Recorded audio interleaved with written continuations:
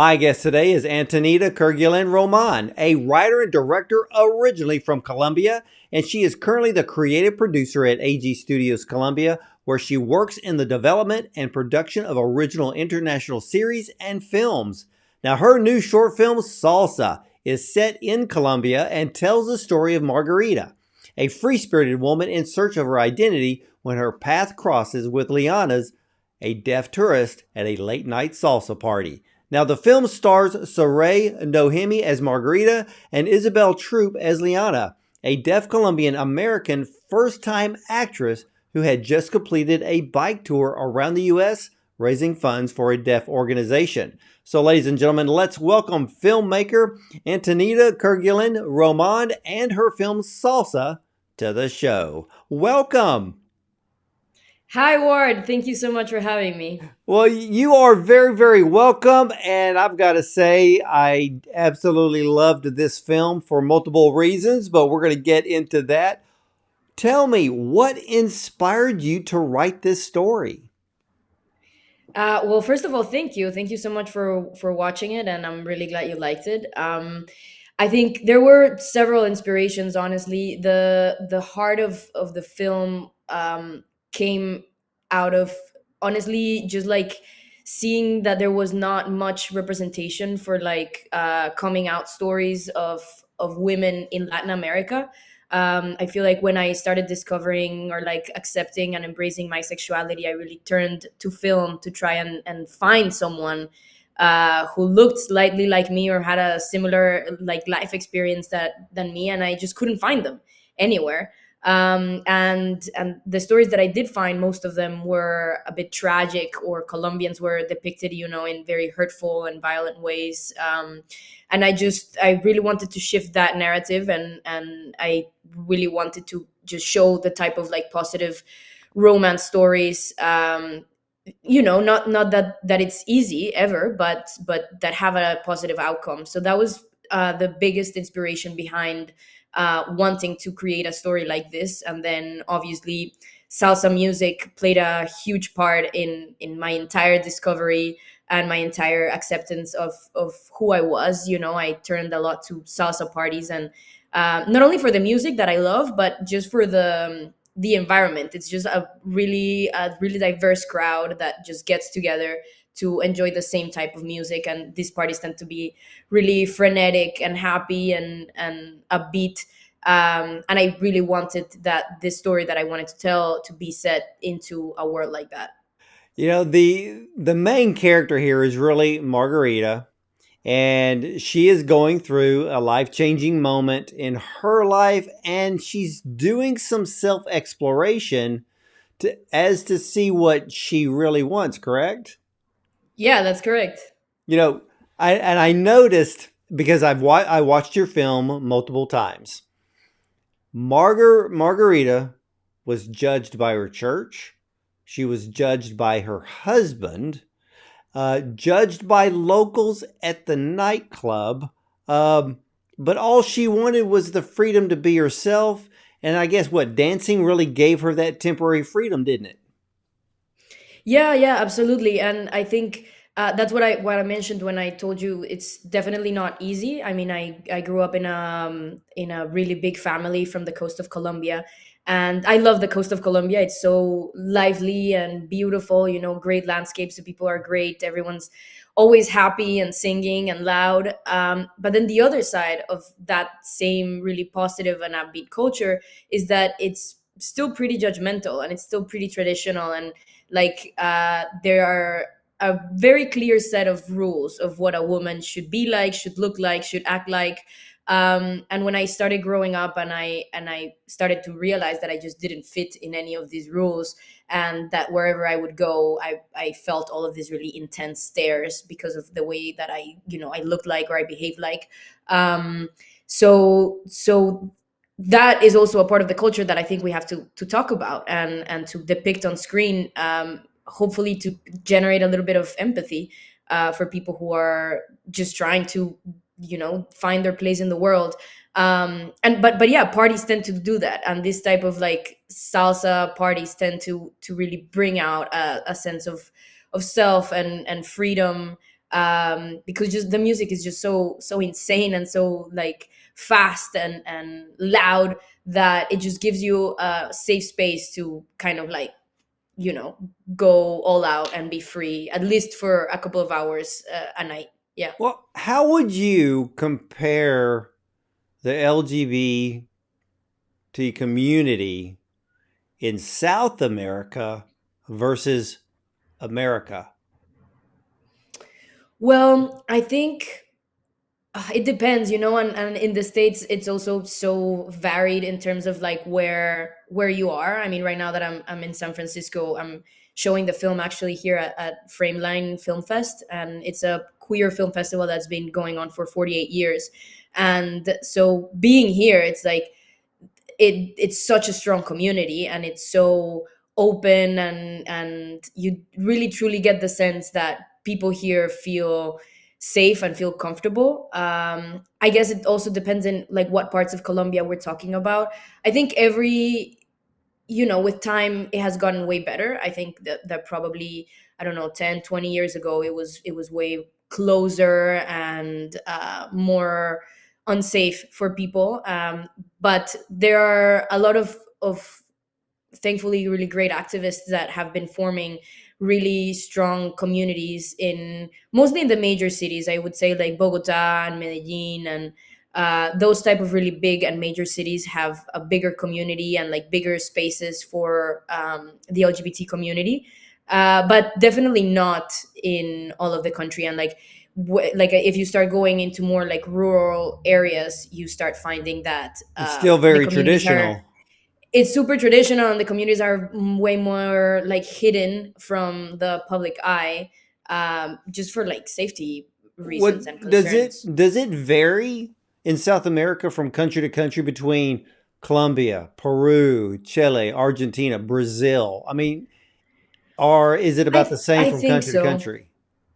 No, I mean, I think it definitely varies. I think the probably like the bigger the city, or like the more globalized it gets, I feel like the communities get stronger and start getting more places. You know, like Mexico City, for instance, has a huge queer community and has a lot of spaces for the queer community. So I think it's just a matter of like the bigger the city and the, you know, the more globalized that it is, you will probably have a bigger scene. But Colombia is doing pretty good, I think, with that. At least like Bogota has a strong community, and like slowly we are getting even more spaces and events, and um yeah, just like community that's been Yeah, created 'cause around us. I always kind of wondered because I've been to South America, Mm. and isn't South America seem to be more?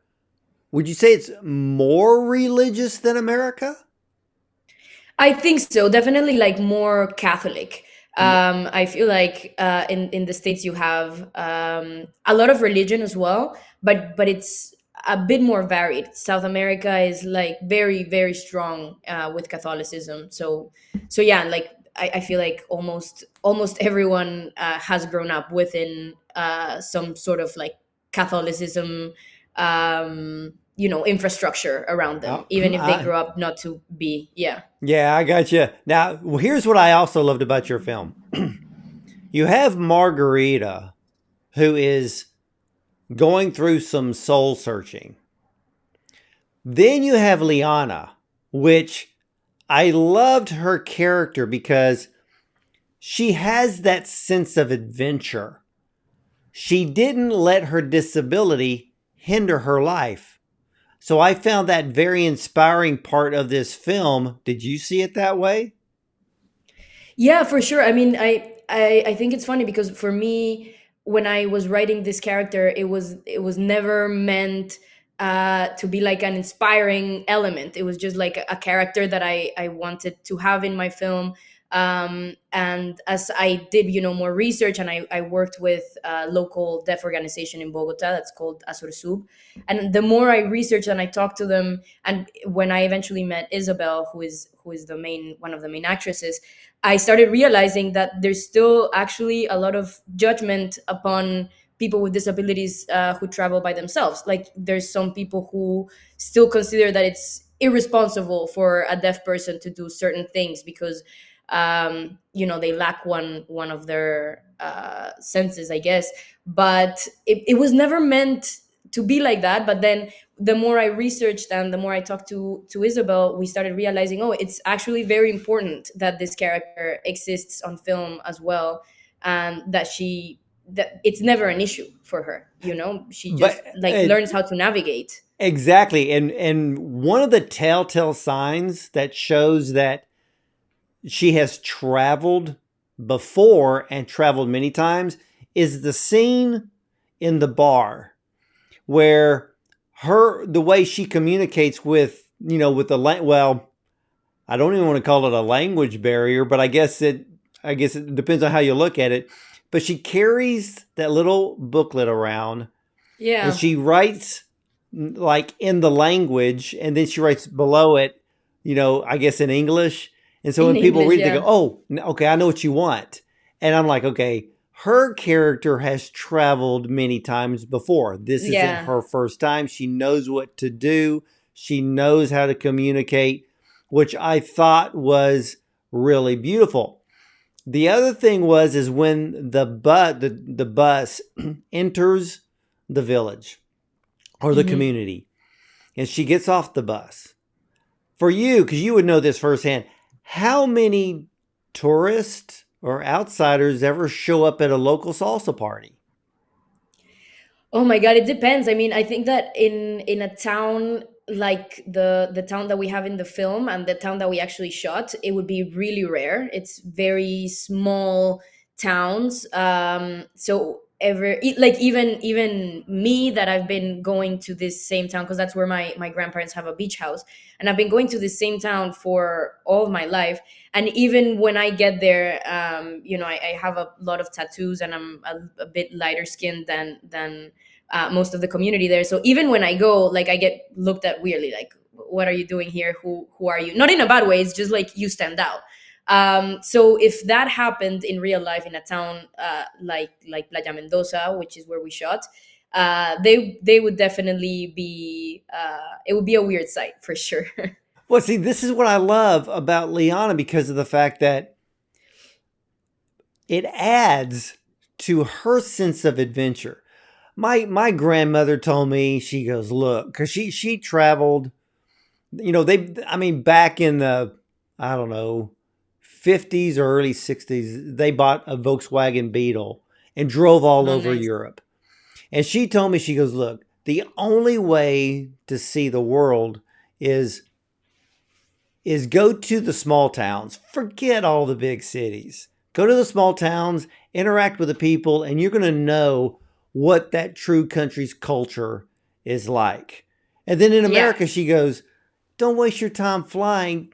Go by highway and see the country that you live in, what it really looks like. And I've kind for of sure. followed that lead.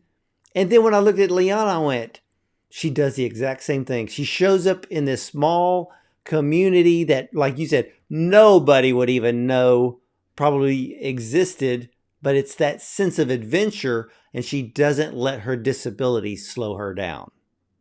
Yeah, for sure. Yeah. No, I love that mentality as well. It's like that's where you actually get to know the heart of the places that you're visiting, to going not to the touristy places, but actually, dining where the locals dine, partying where the locals party. I think that's how you get the true experience. And the fact that the character chooses to go to a place this remote, I think it speaks a lot on what you're saying. Like she's a seasoned traveler and she knows what she's doing and she enjoys it for sure. Very much so. Now, Margarita's first meeting with Liana, I played it a few times because you can tell the story in Margarita's eyes. And especially when she learned that Liana was deaf, why was that moment important? Because when they first met, you could tell she's intrigued. She's got that look in her eyes. She's like, who is this person? But in a way, she was open to learn about her and to befriend her. Yeah, I think actually what unites them in the in their first place is the fact that both of them are underdogs. Margarita definitely knows the community that she's living in. I mean, by that point, we've seen how she's looked at by other people that surround her and how she's perceived. And when she meets Liana, she understands and realizes that she's in front of someone who is also an outsider in this community and probably in the entire world. So I think that for her is she sees a door opening of creating a meaningful connection with someone who also understands what it's like to live on the margins, I guess. And she sees as well an opportunity for adventure to befriend this person. So I think that's what's important for her is like, okay, there's an opportunity here to connect in a different way with someone who's different as well. Yeah, and at the same time, Margarita is inviting Liana to add to her adventure to, well, just kind of understand salsa. And even when she put her hand on the jukebox, I thought that was great. But at the same time, Margarita put her hand on Liana and started tapping to the music so she would understand the rhythm of the dance beat. And I was like, how many people would even take time to do that, especially for a stranger? I just thought it was beautiful. Thank you. Yeah, I mean, the thing with this type of salsa parties that happen specifically in the coast of Colombia is that they use this very loud sound system that's called the pico, and it's huge. It's like these massive speakers, like huge boxes. And when you go inside the parties, like, yeah, the music is really loud. You can hear it. Your ears like hurt after these parties, but also you can feel it in your body. That's what happens with these sound systems. You can feel the vibrations in your body. And that's also something that just really draws me to this type of parties and this type of music specifically. And I think for that character, that's also one of the things that she loves the most, that music becomes also a physical experience. And I think she understands from the get-go, like, this is the way of communicating with this person. This is the way for her to experience the music. And that's the sort of language that they start creating within each other, and it's just their language. But it's brought by music and by sound. Even if Liana can't hear, like, she can experience it, she can feel it in her body. Yeah, that makes perfect sense. Now, I noticed something in the film, and I'm not sure if other people like me noticed, but I went back and looked at it probably about 3 times. There is a very quick scene showing Margarita sitting on the beach in solitude. This was almost exactly, I mean, I even went down to the time codes. This was almost exactly in the middle of the film, creating a sense of a before and after effect in the storyline. What was the significance of that moment? Oh my god, I just think the moments that I've had of like the bigger reflection and just peace, honestly, have been in a lone beach staring at the ocean. That scene, actually, it wasn't supposed to go in the middle of the film. Actually, it was written as one of the first film of the first scenes. But then once we started editing, it was literally what you said. It felt that it had to go in the middle because a life-changing moment just happened to her, and she needed to comprehend and like have a second to like sit in silence. And I think the contrast between, a vast environment, a vast beach just by itself, contrasting with a loud, messy, sweaty salsa party, it was perfect. It's like the calm after the storm, I think. And she definitely needed a moment to just like comprehend what just happened. But there's even something even more profound in that moment for Margarita. Sitting in solitude on the beach, looking at the ocean, no one around. She has time to find peace and to get away from judgment. Yeah, exactly. No one's looking at her. It's just her and the world, so she doesn't really need to be aware of other people looking at her. She doesn't need to, because those stares, even when you get used to them, they really make you anxious. It's really an anxiety inducing thing when people are like looking at you. And so the fact that she's not being looked at by anyone, she's literally by herself, in silence, just hearing the ocean, at the beginning of the day. She like we need that. We need those type of moments away from people who are looking at us. But I think you picked the perfect actress to play Margarita. She's She comes great. across she comes across as a strong woman. She also comes across as a vulnerable woman. Um, I wouldn't say insecure. She knows she's strong. She's just tired of the judgment. And she just wants to be her. Yeah, and I think Sarai, the actress, she has that. It's part of her. She has this immense um, awareness of her own humanity and of the humanity around her, and she's incredibly strong, but so in touch with her emotions. Um, and and for me, this it was really important that the person who was going to play this character could do so, in a way, as you're saying, not out of insecurity but just vulnerability. A person who is not scared to show their pain, and who's not afraid to say, hey, I'm tired of hurting. And Sarai just has that innately. So it was like after the first casting session, I knew that it was her, because just she's one of these people who you just look at her and she just communicates everything with her eyes. And um she did in the film. yeah, exactly. And the film doesn't have much dialogue, so it was really important that the person who played this character could just like, you could look at her and you would understand what she was going through. And she has that. She has that reality in her eyes and her facial expressions. Well, that's the thing I appreciated in this film. You kept the dialogue of the film down to an absolute minimum. You allowed the scenes, the music to tell the story to the audience. I also loved the way you balanced the audio and the silence in the film. You gave us a true sense of what it would be like if we were deaf.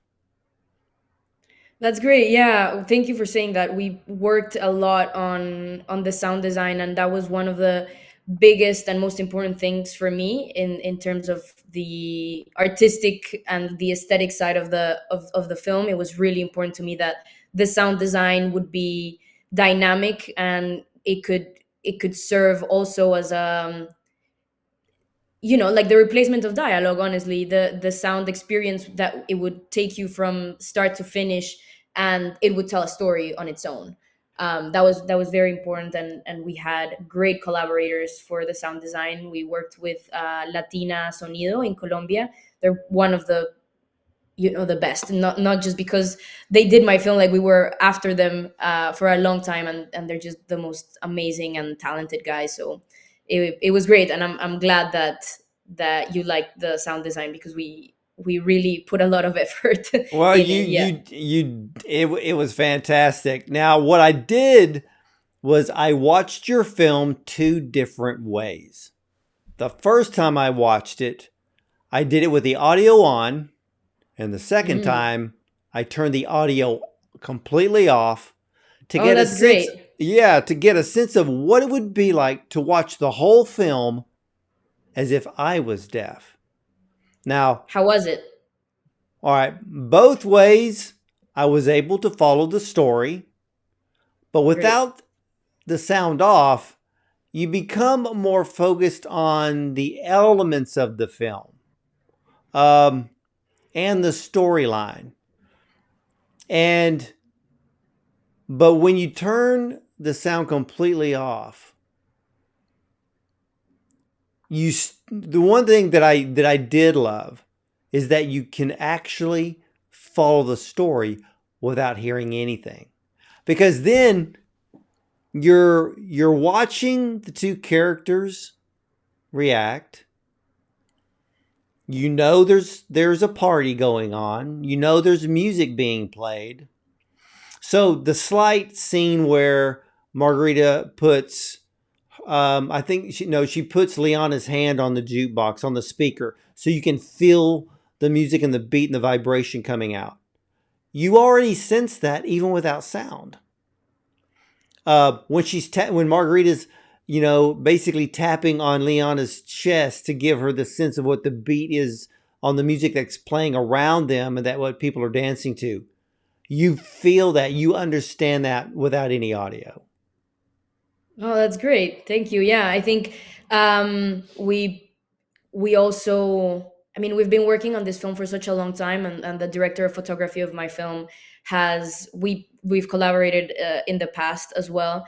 And for him, obviously his main focus was, let's make the images speak, let's make, because that's what we really like geeked out about this type of parties, is like, just by looking at people you could tell their stories, like the crowd of a party tells a story of its own if you just like pay attention to them. So he was really focused on capturing those little details and those little moments, and the fact that we had the actresses that we had that were able to communicate all of these things just with their faces, also definitely helped with what you're saying. It did. Now, how in the world did you find Isabelle Troup? Oh my god, it's a crazy story actually. I was determined that the actress that who played Liana was deaf, obviously. And we started our casting process, and we obviously wanted to cast someone within Colombia, someone who was deaf in Colombia that could give us a touristy American look. Um, and we searched for her, and we saw a lot of people, but no one quite hit the spot. And we were working with ASORSUB, the deaf organization that I told you about earlier, and they were helping us out with this casting process. And at one point the leader of this organization was like, and this was 2 weeks before shooting, we didn't have an actress, and everyone was like, you have to pick someone, you have to pick someone, we're going, everyone is ready to shoot and you don't have another actress, like you have to pick someone. And then we were talking to the leader of ASORSUB, and he was like, well, I have a friend, he lives in the States, and he has a daughter who just graduated college. She was just on a biking trip across the States. She's going to go do a master's, and she's free for a couple of months. Maybe she will be down. And I was like, okay, yes, let's talk to her. And so yeah, we set up a call with Izzy, and again, 2 weeks before shooting, I was like, this person better be what I'm looking for, because if not, I don't know what I'm gonna do. And just by that phone call, I mean, she had never acted in her life, and she was like, okay, what do I have to do? Do I just show up? And I was like, yeah, show up, and we'll figure it out. And just the fact that she had just completed that biking tour across the States for me was the indicator that it was her. She was up for the challenge. She was just very adventurous by nature. She wasn't intimidated by doing something that she had never done before. And I think just that combination of traits in her personality were what the character needed. And a week later she was flying to Colombia, and we would meet for the first time. We rehearsed for a couple of days, and then we went straight to shooting. I think it was a wild experience for her to just see all the craziness of a film set, an independent film set where things get a little bit chaotic at times. But it was great, and I'm so glad that I found her. She's absolutely perfect. Well, how many days did it take you to film the short? I think we shot for 6 days. Yeah, really long days actually, and really long nights. We mostly shot at night, which was very exhausting for sure, because it was very long nights back to back, and with a lot of heat, and in the beach. We had never, or well, I had never shot on a beach, and doing these very long nights just standing on sand, it was pretty tiring. So yeah, it was very long, 6 days of Wow. shooting. Well, what has been the audience's reaction to your film? It's been really great. We screened at Tribeca. We premiered at Tribeca a couple of weeks ago. We screened there, I think, 5 or 6 times, and then we just did our West Coast premiere yesterday here at Frameline. And the reactions are great. I mean, people really appreciate the sound design, which I find really gratifying. And they're just really moved by the fact that the story ends on a positive note. I've started to realize that this problem that I had with, lesbian stories is that the characters tend to end up in a bad place, or really broken or really judged, and there are not many stories where you see the characters and, on a good note, positive and happy and in love and going about their lives. And so people really have appreciated that the film, sends a positive message, even with all the hardship that the character goes through. So that has been the thing that I have appreciated the most, the fact that people really also were craving to see positive love stories, women on You, women. you did it. You did it correctly. Thank you. I get tired of seeing LGBT film, mostly the shorts. They always have to imply or think that they have to put in this, not necessarily a quick sex scene, or they imply the sex scene. You kept your film pure, which I highly appreciated, because you don't have to go to the other level, because most of the time it's, when I look at the films, I'm looking at, okay, is that scene actually relevant to the story? Most of the time it's not. In a feature film, they're always putting in those types of scenes as filler, or to bring shock value, to maybe get people to be talking about it. But I'm like, but it's irrelevant. You just wasted film. And in shorts, and I know, you don't have time to be wasting time and film in a short. You kept your film salsa pure. There was a positive vibe to the film. Sure, you feel the little bit of tension with what's going on in Margarita's private life, but overall, this film has beautiful cinematography. You can't beat the audio. I don't think anybody can beat you in the sound design on this film. And uh, the actresses were perfect choices. I'm always a sucker for films with extremely low amount of dialogue, if not non-dialogue. That to me proves how great a filmmaker is. And Oh, thank you you. and you proved it. You did a Thank you brilliant so job much. from beginning to end, from storyline to cinematography and audio and casting. Be proud of yourself. Thank you. Thank you. Thank you. No, I'm definitely proud, and I'm proud of my entire team, to be completely honest. Like, um, this was a film with a really strong crew of people who were just passionate about the story.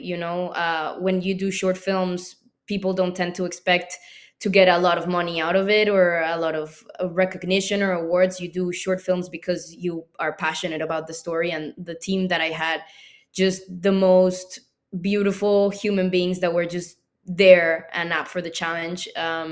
So I'm very proud of that. Mostly the fact that I had such a human connection with everyone who was involved in the film. So what do you have? What's in store for the film for the rest of the year? Well, right now, it's we hope to keep on playing at festivals. We're waiting for some responses from festivals all over. But definitely, we're gonna keep it in the festival circuit. We have a great distributor that's handling that. And hopefully, after the festival run, you get to see it, somewhere online on streaming. I just want the film to be seen by as many people as possible, and everywhere in the world. I think that has been the biggest takeaway from these two festivals, is just the diverse audiences that are seeing it. That to me is great. That it's not just staying within Colombia, but it's traveling the world. All right, now that you've been at Tribeca, and that's a pretty big deal to be shown at Yeah, it was Tribeca. fun. Does that help you as a filmmaker, and does it help the film to be accepted by other film festivals because it has been shown at Tribeca? I think so. I think so. I mean, some festivals are they it depends on the festival. Some of them require for your film to be a world premiere to screen at their festival, so that gets us out of some. But I think in general, it is definitely a positive thing that we screened at Tribeca. We have gotten a lot of interest from programmers, all over the world to have the film screen at their festival. So yeah, it definitely helps. It's a huge festival. I met so much people, fantastic artists as well, who are also doing great things. So yeah, I think it's definitely a positive thing to have been there with the film, for sure. Well, fantastic. What is next for you for the rest of the year? For the rest of the year, so as you mentioned in the beginning, I'm a creative producer at AG Studios Colombia, and we're all, constantly developing content. We're premiering a film called Los Iniciados, The Initiated, in by the end of the year, like the last trimester. We're premiering that. We're about to go into production for a show, and just a lot of writing as well. A lot of writing. I'm starting to develop my first feature film, so hopefully there will be something new very soon. Oh, fantastic. Ladies and gentlemen, this short film is set in Colombia, and writer-director Antonina Kerguelen Roman's SALSA tells the story of Margarita, a free-spirited woman in search of her identity when her path crosses with Liana's, a deaf tourist, at a late-night salsa party. I will tell you this, the cinematography is fantastic, and it is one that you would expect with such a high-quality cinematic short film. As we've already alluded, I would give Antonina and this film an award for the audio, because that part of this film, that I should say element of this film, makes this film stand out. The storyline is beautiful. The casting was spot on.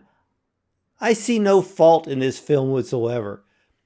I give it the Bondon Cinema reel of approval, because this is a film that has award winning all over it.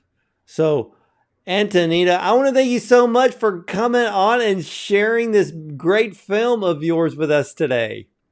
No, thank you so much for having me. This has been such a fantastic conversation, and I'm so glad that you liked it, and I hope more and more people get to see it. So thank you so much for having me here. Well, you're very welcome. And ladies and gentlemen, you can catch all of the replays of our interviews with the top film directors and producers, screenwriters and actors, and more on Bond on Cinema. We are available on YouTube and a dozen audio platforms such as iTunes and Spotify. And remember, I said audio, and Salsa is probably one of the best. And if you ever get the chance to see this film, do what I did.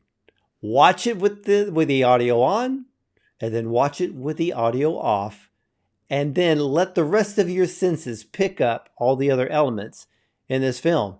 So Check it out when you can, and hopefully it'll be available to the public soon after its incredible festival run.